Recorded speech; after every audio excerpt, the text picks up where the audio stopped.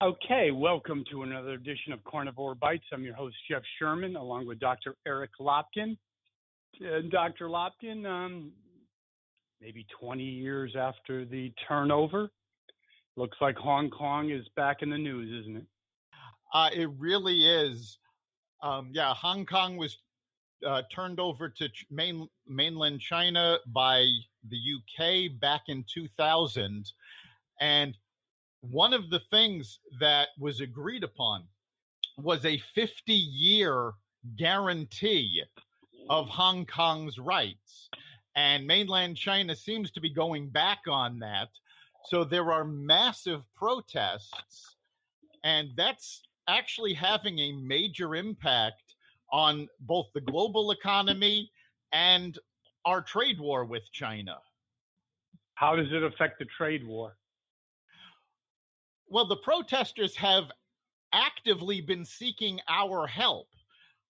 You've probably seen on the news, they're holding American flags. They're singing the Star-Spangled Banner.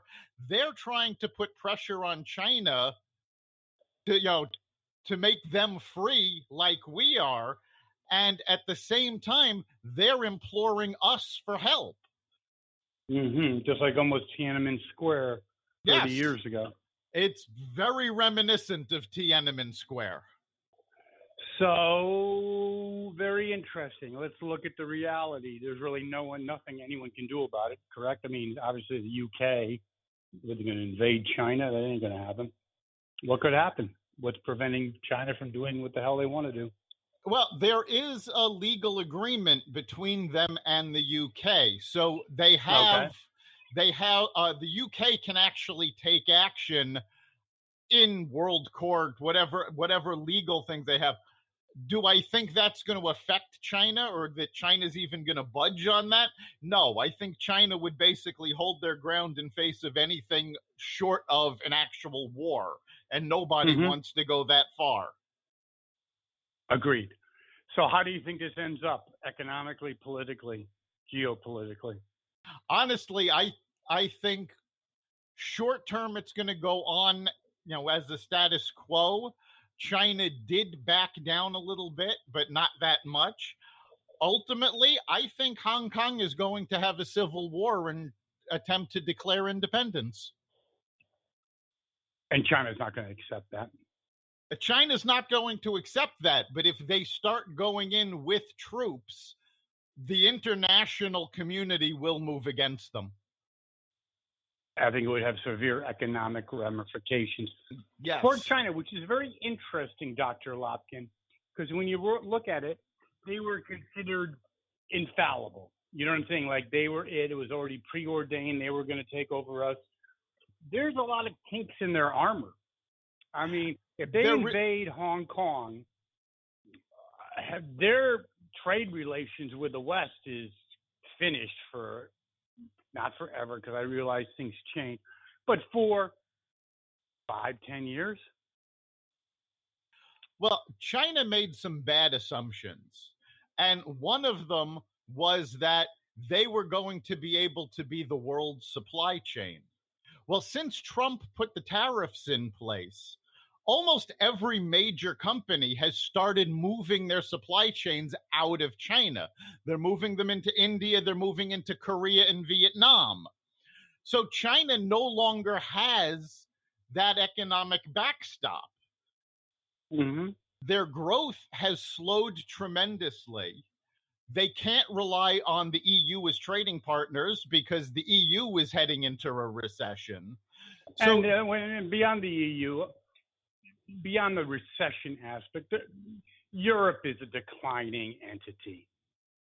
I mean, I read a book in 1995, and it was basically who was going to be the world's economic power, written by the head of MIT, by the way, business department. And it was obviously, I think it was China, Japan, United States, and the EU. He predicted the EU. It almost sounds comical now. My point is, I think Europe overall, militarily and economically, except for maybe Germany, is not what it used to be. We'll just leave it at that. Even Germany's not what it used to be. Germany for last quarter had negative GDP. They actually had a bond sale today where they are trying to sell German government bonds. The problem is their interest rates are so low that if you buy these bonds, you actually get less money than you're paying them. Yeah, I think it's not even short term. I just think that, I guess, getting right to the point, I think overall Europe is a declining entity, and they'll play less of a role in the world economically and politically. Do you agree? Yeah, they've been on the decline for a while, and actually that works in our favor. You know, everybody has been worried economically about a hard Brexit for the UK.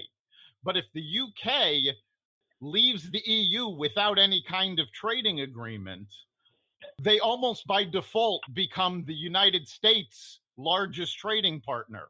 And they need they need a lot of things imported because they cannot, make them on the small island. So it actually works out better for the United States and makes us even less reliant on China's economy.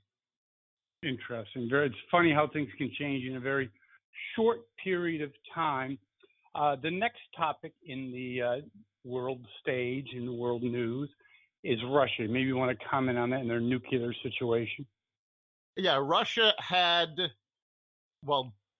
had made a comment several weeks ago about having a brand new weapon that could evade all of the U.S. defenses. Well, that weapon blew up in their faces, literally, leaving a cloud of radiation, killing off 5 of their nuclear scientists. What's worse is that 4 of the radiation centers that monitor radiation went dark.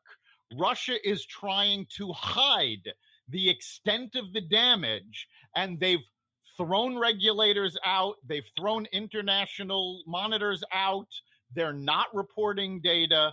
So the only assumption that people can make is that the explosion was even worse than we had assumed. What does it mean? Honestly, it's, again, good for the United States because it shows the Russian military capability is not what we thought it was. And Putin is now facing repercussions at home.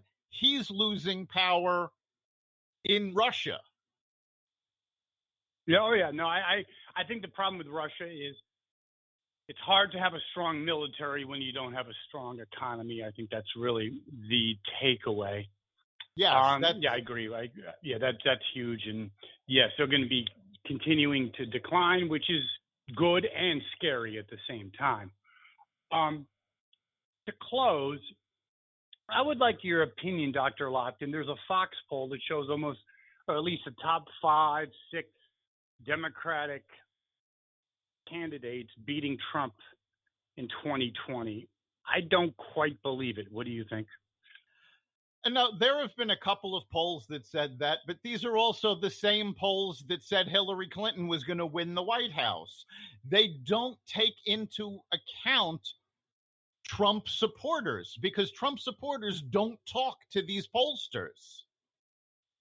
So there's a big gap between the people who are actually going to vote and the people who are answering these polls. I would agree with that. Do you think there's really anyone? First of all, I think Biden head-to-head, mano-on-mano with Trump, unless the economy tanks. I think that actually could be comical. I mean, he's getting worse and worse and worse. The more they talk, the worse they're doing. And I don't think any of the current Democratic candidates could beat Trump. I think as it gets closer and closer and the primaries go on, their attacks on each other are going to split the mainstream Democrats from the left-wing Democrats. And whichever side loses the primary, they're not backing the opposing candidate. They're going to stay home. I think that's a great analysis. And the last thing, it seems to be less discussion in the media about impeachment. What's going on with that? Well, I mean, the main reason that there's not much going on with it is that Congress is on vacation. They're not in session. Okay, that's good. That's good.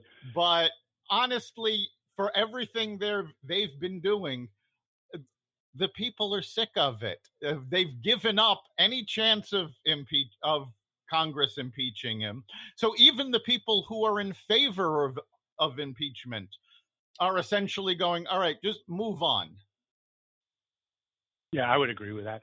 Well, Dr. Lopkin, that concludes another edition of Carnivore Bites. Job well done once again, Dr. Lopkin.